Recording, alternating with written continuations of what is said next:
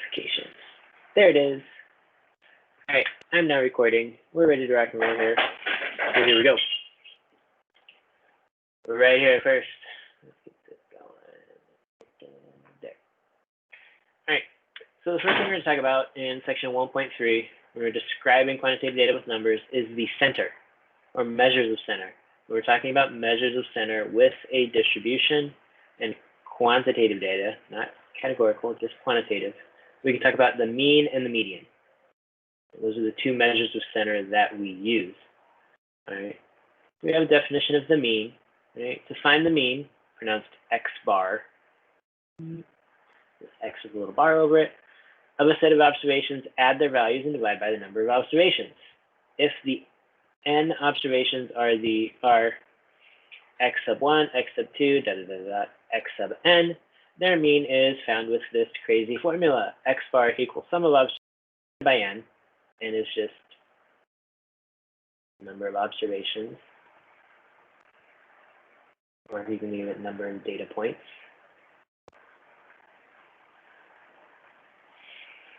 Right? And this x sub 1 plus x sub 2 plus ... plus x sub n, this says I'm adding all those things up. This is a very common notation for sets of data or sequences or things of that nature where you have a set of numbers, in a row. We can use this notation to identify which is the first, second, third, the fourth, so on. Okay. The compact notation is x bar equals sigma x sub I divided by n. Right. This little E looking thing is the Greek letter sigma. Right? And essentially that says sum. Right? In Greek, this letter has the S sound, so we use it for sum because it starts with an S. Right? So this is a capital sigma. It means to sum all of our data points. And then n, the number of data points we divide by n. So this is our mean. This is a way for us to use the notation and what the notation means. So here we have our data. All right. For our example, we have travel times to work for 15 workers in North Carolina chosen at random from the Census Bureau.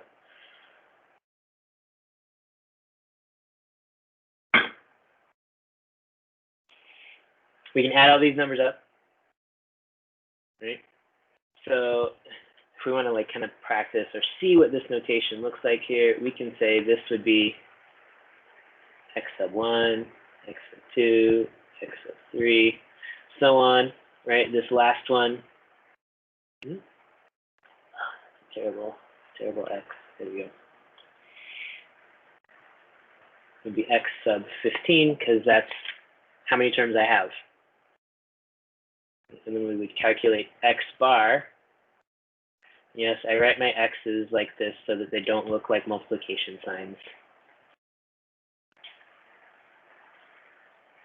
And so we have x bar equals x sub 1 plus x sub 2 plus plus x sub 15 divided by 15. The last little sub number here should be the same as n. So that's all the terms that I have. All right. I'm not going to write out all of the terms we're adding because we're just going to have our calculator do it, because then we can use it to do other stuff later. So here's our calculator. All right. I'm going to put all of these numbers into my list 1. So let me back out so we can see how to get there. To get there, to enter data into a list for statistics purposes, you need to hit the stat button. Once you've hit that, the very first option is edit and edit. That's what we want. I'm going to put my data into list 1. If you already have data there, let's say I had data, right, and I need to delete it, the easiest way is just scroll up until you're highlighted on L1, hit clear, and hit enter. Now my list is clear. if there's existing data in your list already. We're going to put in the data from our travel times. So we have 30, 20, 10.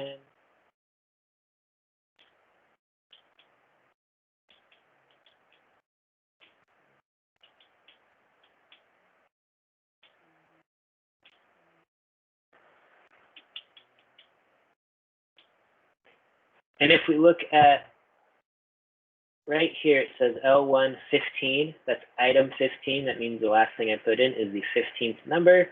I have 15 numbers. I didn't skip any. That's always good news. So now, rather than me typing these numbers in again and again to do other calculations, I have them in my list, which means I can go back to stat, and I'm going to go to calc. Click to the right, and I want this one var stats, one variable statistics. I hit enter. It's already on a list 1. That's the list I want it to calculate. I don't need to do anything with the frequency list. I'm just going to calculate. And hit enter. And there it is. I have my X bar. It is 22.46666. So we'll round to 22.5. No, we don't have to do that by hand, but the advantage, not that calculating an average takes that long, is that now I have that data in the calculator and I can do other manipulations to it, which is nice. I'll need that.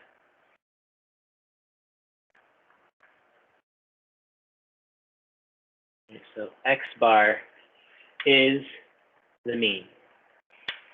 Specifically, as a side note, this is the mean for a sample.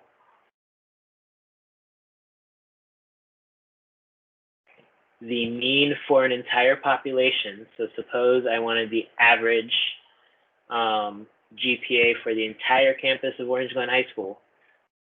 The students at Orange Glen are the entire population. I would not use X bar as the symbol. I use this up here called mu. Another Greek letter. We love Greek letters in math. They mean lots of things. This one in particular for stats is mu, and it is the mean for a population.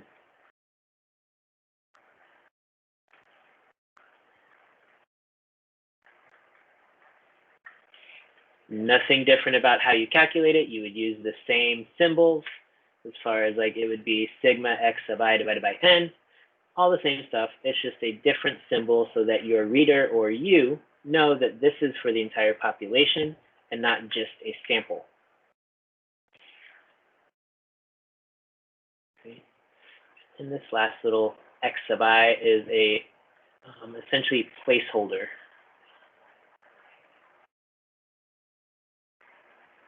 for data point values.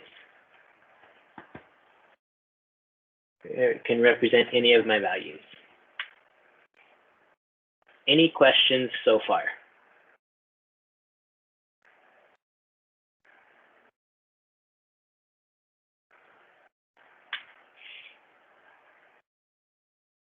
I need to make sure that I'm pausing because I feel like I'm going fast, but you can tell me if I'm going too fast.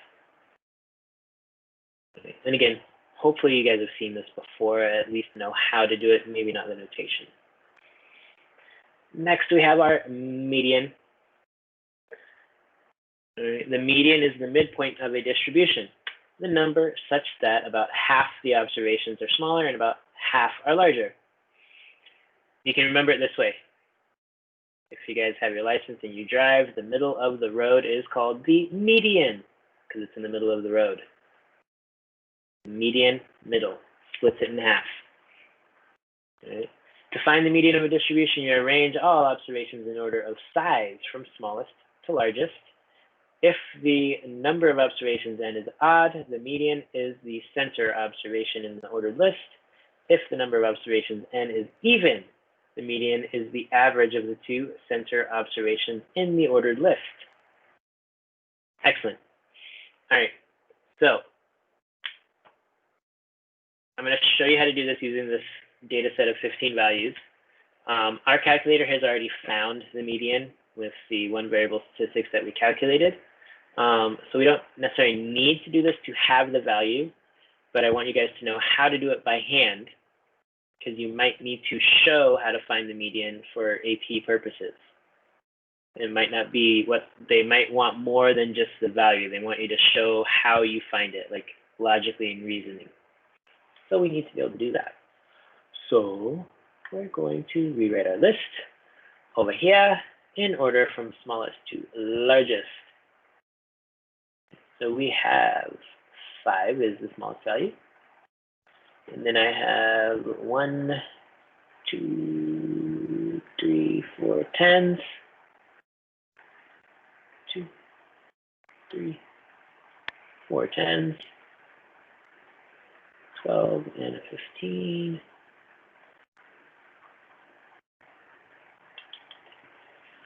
And then I have 20, 20, 2 20s.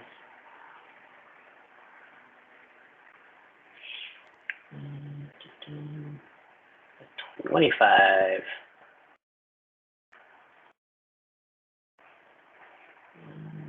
2 30s.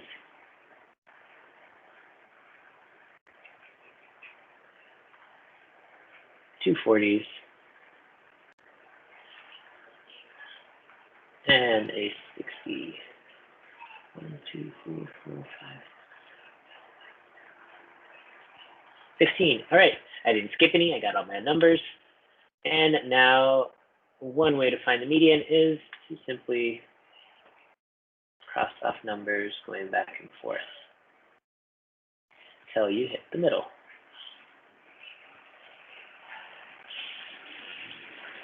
Cross off, going.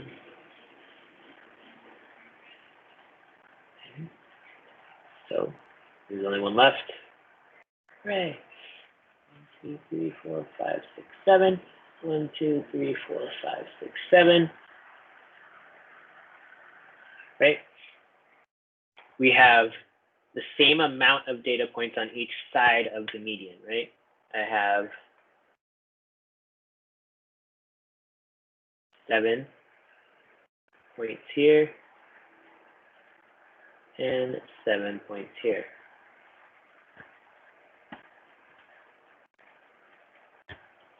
Right, we've cut it right down the middle. The only thing left over is the median.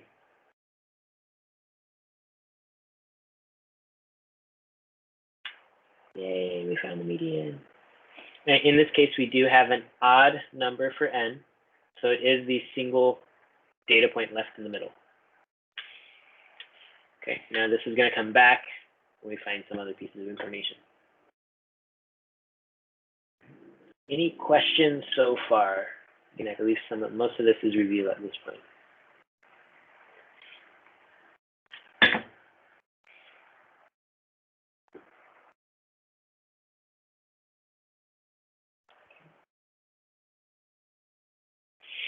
Next little piece of information here, we have comparing the mean and the median. All right. The mean and median of a roughly symmetric distribution are close together. If the distribution is exactly symmetric, the mean and median are exactly the same. In a skewed distribution, the mean is usually farther out on the long tail than is the median. So what this means is if I have, kind of like that bell-shaped kind of curve, right? Something that is symmetric, or approximately symmetric, or roughly symmetric, maybe even normal, right? Then the mean and the median will essentially be in the same place.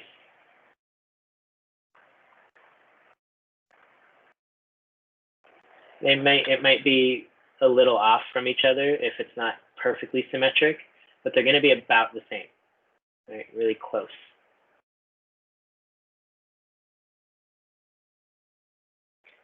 If my distribution is skewed, right, perhaps we have something that's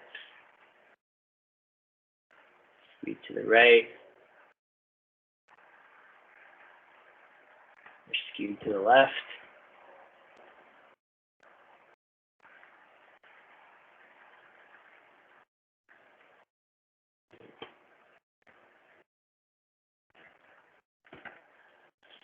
Okay. Then the median is still going to be roughly around where the peak is, or pretty close, right? This is going to be where maybe the median is, right? Somewhere right around the peak. Again, it will depend slightly on the data and the distribution, but it's usually going to be close to where our peak is. And then the mean is going to be pulled in the direction of the skew, right? Again, this will depend on how extreme those values are. The more extreme those values are in the direction of the skew, the farther out the mean will move. So we could have a mean that's over here, or a mean that's over here. Right? The mean moves the direction of the skew. And so that's how these two values are related to each other and how they change based on the shape. And this has to do with our outliers and extreme values. Okay. What can I clarify?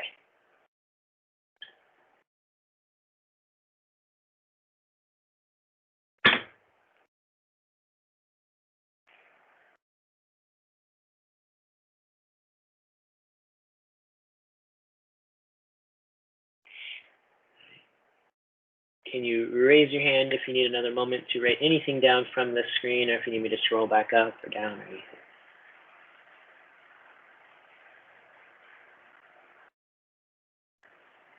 Okay.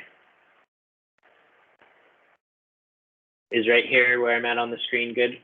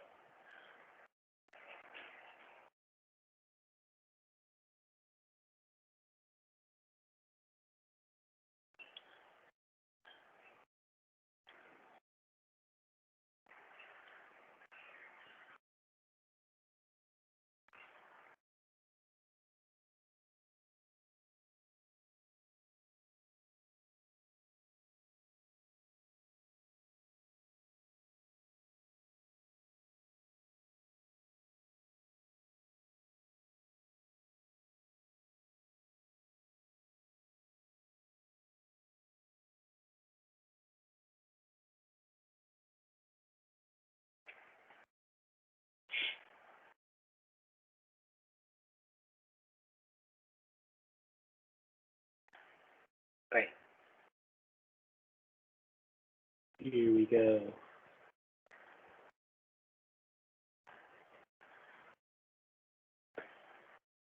All right, so next, we're going to be talking about the spread. So the two things that we can use for measuring spread, or two of the things we can use, is range and interquartile range, otherwise known as IQR. Right? The range, this is the simplest measure of variability. And that's another word that can be used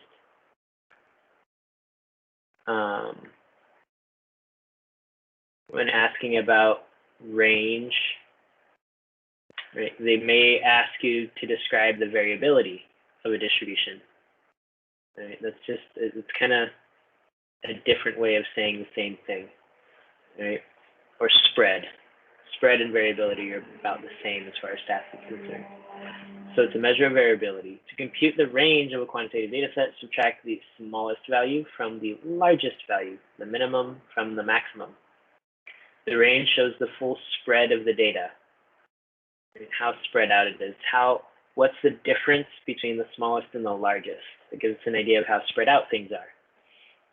But it depends on only the maximum and minimum values, which may be outliers. We could have outliers on both sides of our distribution, which then makes it seem more spread out or more varied than it actually is.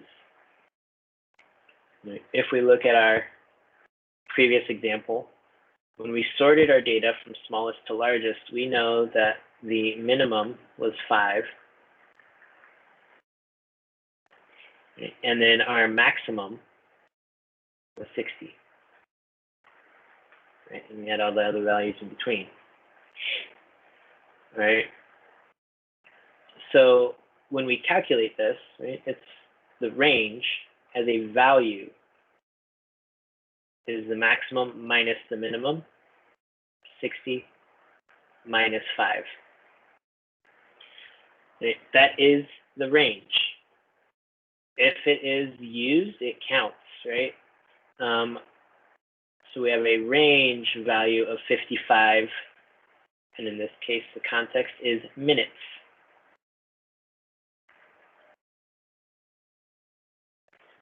And this is a very common error on the discussion board having to do with the number of siblings people had.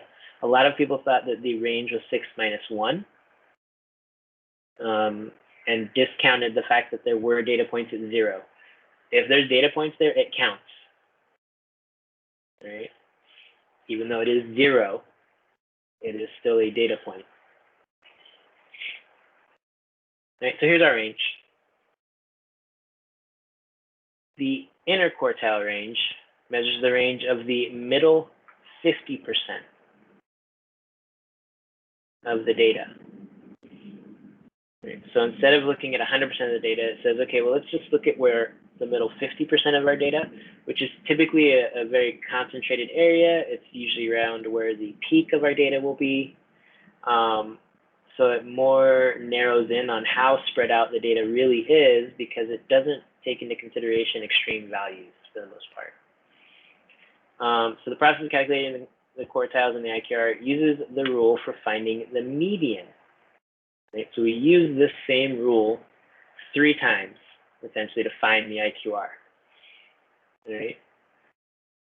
To calculate the quartiles, arrange the observations in increasing order, and locate the median in the ordered list of observations, right, which we've already done.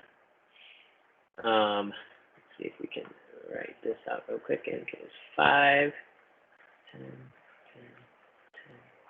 10, 10, 20, oh, no, 12, 15.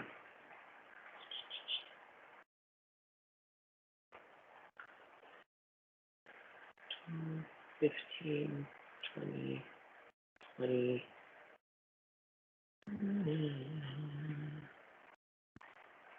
25, 30, 30,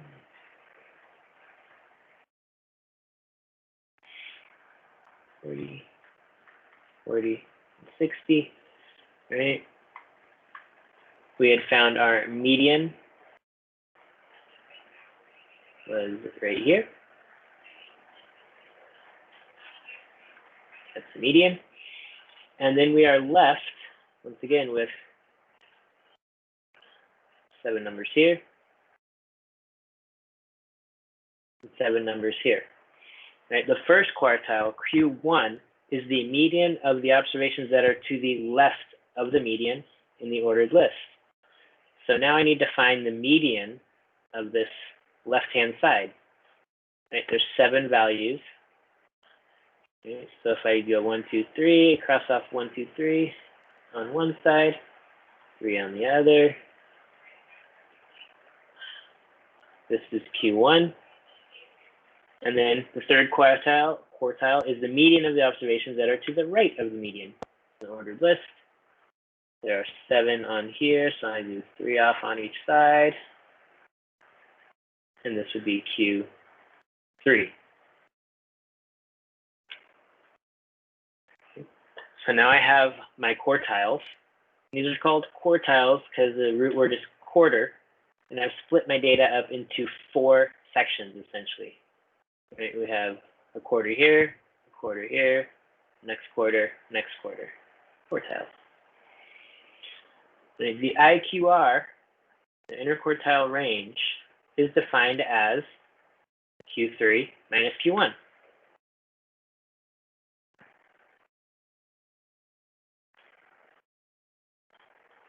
We have Q3 minus Q1, which in this case is 30 minus 10 equals 20. And again, based on context, this is 20 minutes.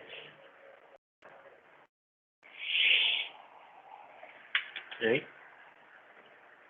So that means the middle 50% of my data, they're all within 20 minutes of travel time of each other. Okay, that's the range of that middle 50%, is 20 minutes. Okay.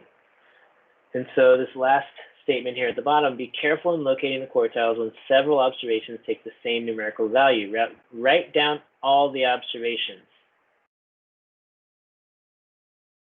Right? Arrange them in order and apply the rules just as if they all had distinct values. If it's a data point, it counts. Okay, you don't just say, okay, well, I have a 5, 10, 12, 15, 20, 25, 30, 40, and 60. Really helps to write this around 60. Okay, we have to write all the values, even the repeated ones. They all count. Right. So that's how we find the range and the IQR.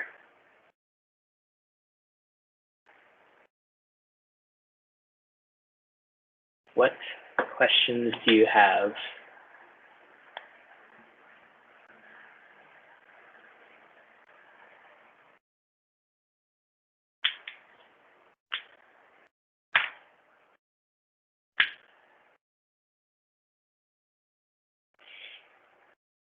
Okay.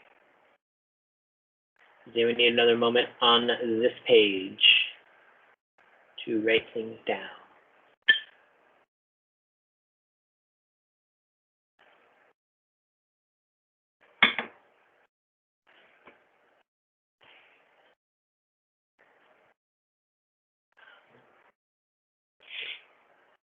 Great. I'm actually going to jump back to this page for just a moment and touch on the median again. There is a mathematical way to calculate where the median is, the location of the median, without doing the crossing items off. Right? And so you can find the location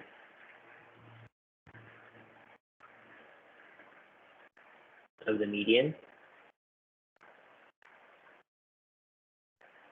with this formula. We'll say n, right, the number of observations, plus 1 divided by 2. This tells you the location. Like if I were to count from the left-hand side to the number I get from this, that is the median. If we look at this example,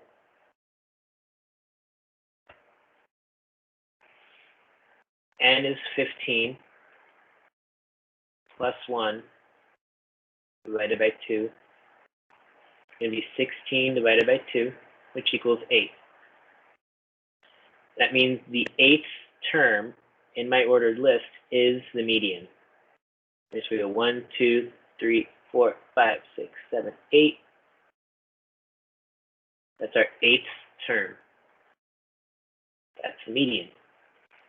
If I get a 0.5 on this location, that means my median is between 2 values. And so if I got like 9.5 as the result, that means my median is between the 9th and the 10th term. I take the 9th and 10th term, add them, divide by 2. That's the median. Okay, so we do have a strategy to find the location of the median without doing the whole crossing off from both sides thing. And the easiest way to do it in our one variable statistics here, here's our minimum, Q1, median, Q3, and maximum already done for us. Once again, I said the calculator will do this for us, but we need to know how to do it manually because we might be asked to show how to do it manually. Okay? Any questions?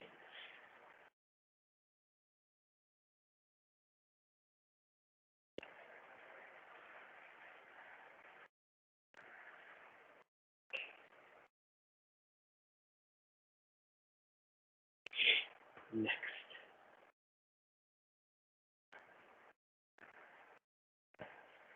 So next we're going to be looking at outliers and the 5-number summary.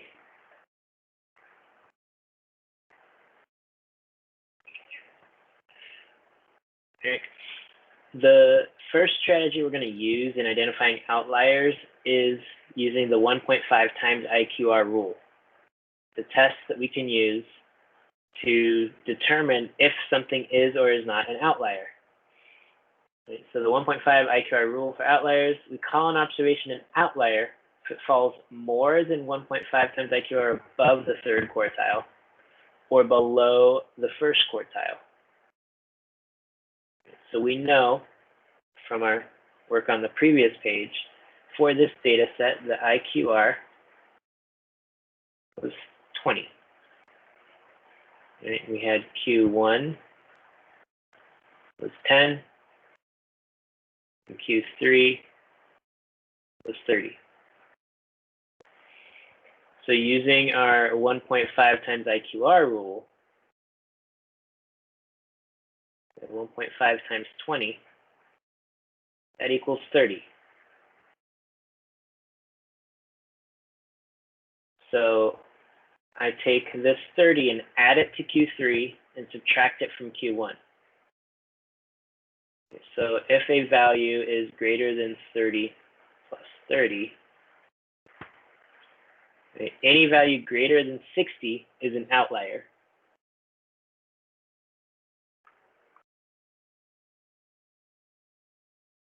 In this case, this result doesn't make sense for our context. You cannot have a negative travel time.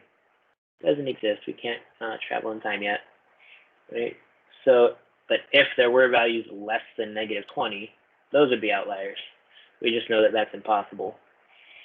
So we're only looking for outliers to the right of our distribution. We already know the maximum is 60, so there's no value greater than 60. So there are no outliers based on the IQR test. So we get no outliers in this data set.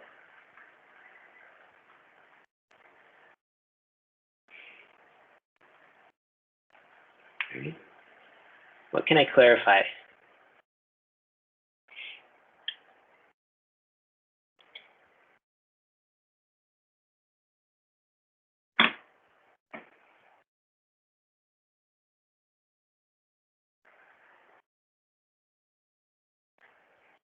Okay. Right, so next,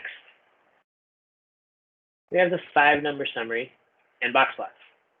Again, these are two things that you hopefully saw in previous classes. Right, the 5-number summary of a distribution consists of the smallest observation, 1st quartile, median, 3rd quartile, and the largest observation, written in order from smallest to largest. That is, the 5-number summary is minimum, Q1, median, Q3, maximum. So again, using our running example here, we can write down all of these values. We have a minimum, Q1, median, Q3, and maximum. Those are 5, 10, 20, 30, and 60. And this is what's considered the 5-number summary. And we can use this to create a box plot. The box plot is a snapshot of the distribution that is less work than a histogram or a dot plot. However, it gives us a lot of the same information. It can show us what the shape is. Right? It can show us if there's outliers, where our you know, the peak of the graph is, where the middle 50% is, kind of like how spread out everything is. It's a nice little snapshot. Right? So we'll follow these rules here. We have how to make a box plot. A central box is drawn from the first quartile, Q1, to the third quartile, Q3. Right, so Q1 is at 10. Q3 is at 30. And we'll draw a box. A line in the box marks the median. Our median is at 20. It's actually, in this case, cutting our box right in half. Lines called whiskers extend from the box out to the smallest and largest observations that are not outliers. We know that we don't have any outliers. Right, so we're going to draw a line from 5 to our box. Right, and then all the way over to 60.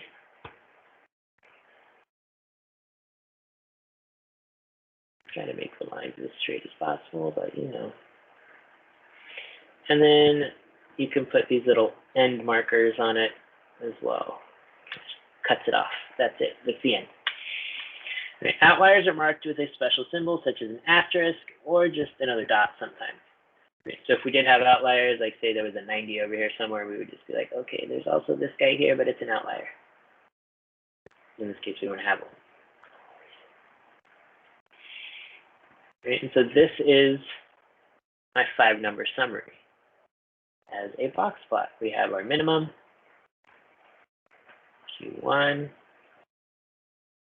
median, Q3, the max, all represented.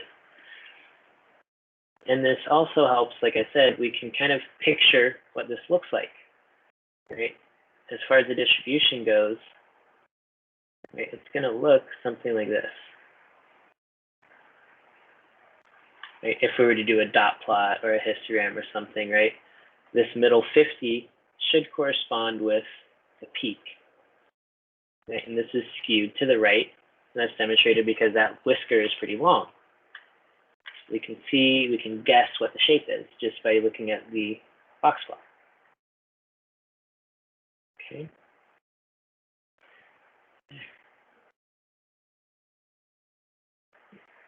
What questions do you have?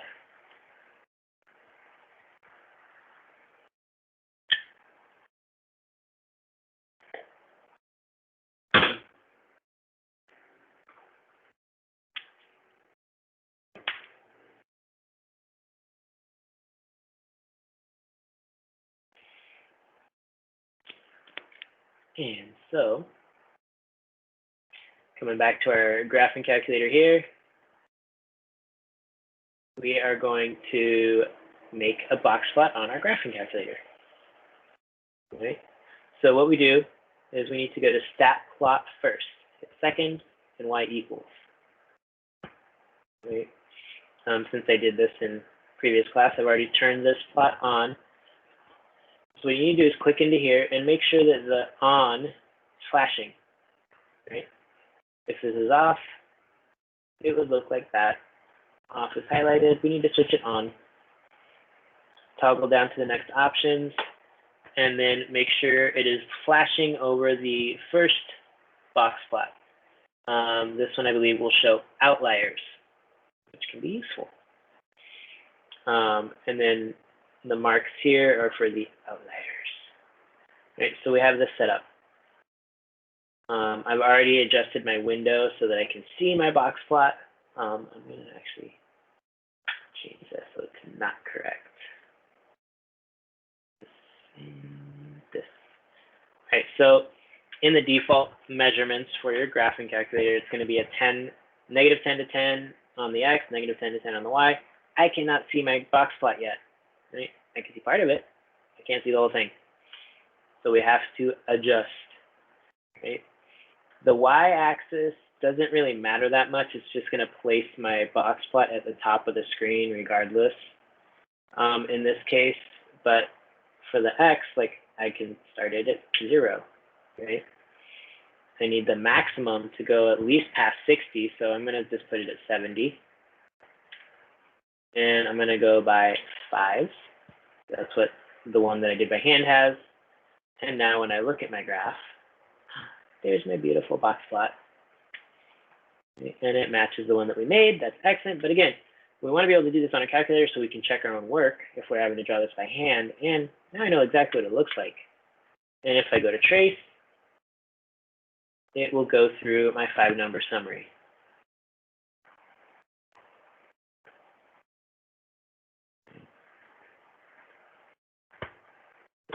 Do those main points. Again, we can use our graphing calculator to see these graphs as well, which is kind of nice. Any questions on the graphing calculator?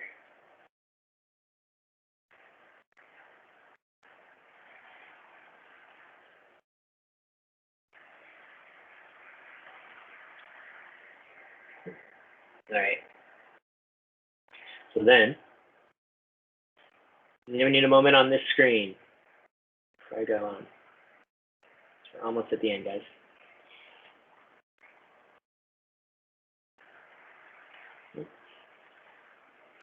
Last thing, and this is, I'm just going to touch on this topic. We're going to get into full explanation on our next class next week. The other way we can measure spread or variability of a distribution is with the standard deviation. Some of you may remember this from previous classes. Some of you may not have really gotten to it in previous classes. Sometimes we cut it because you don't necessarily need to know how to do it in the previous classes.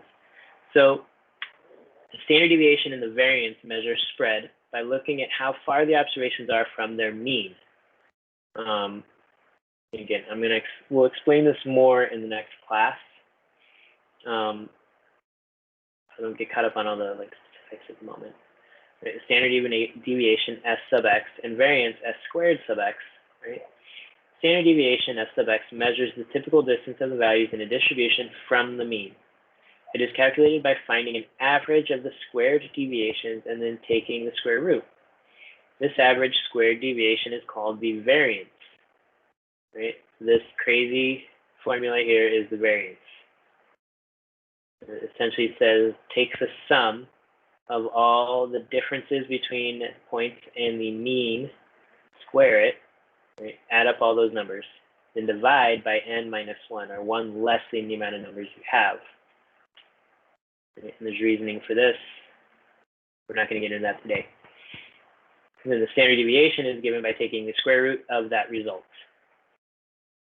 The nice thing is, our calculator has already done this for us when we put in our numbers in the list. So I'm going to show you where to find these numbers, because that's all we need right now today, is how to find these numbers. So if I go back into stat and calculate my one variable statistics, I'm still using list 1, so I don't need to change that, and enter. Again, I have x bar, which is my mean.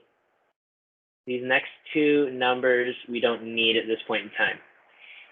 Sx right here is the standard deviation of the sample, which is the one we will be using. You know, they use a capital S here, right, just so that it stands out better. So the standard deviation of the distribution for travel times is 15.23, give or take. This next one is the standard deviation for the population, which is going to be slightly smaller than for the sample. And again, we'll get into that reasoning later. But this is a lowercase sigma. That's what that means, that little circle looking thing. For right now, we're only using the Sx standard deviation, the standard deviation of a sample. Okay. To find the variance, that value isn't given directly, but all you do is record on a little piece of paper all of these digits, as many as are here, type that back into your calculator and square it. Right? So 15.23092093 squared, that's the variance. This is as close as we can get right now, because we're not going to calculate that by hand. Right? So that's where we can find it. And that's all that we're doing today. That's it. It's the end of the lesson. We're stopping there.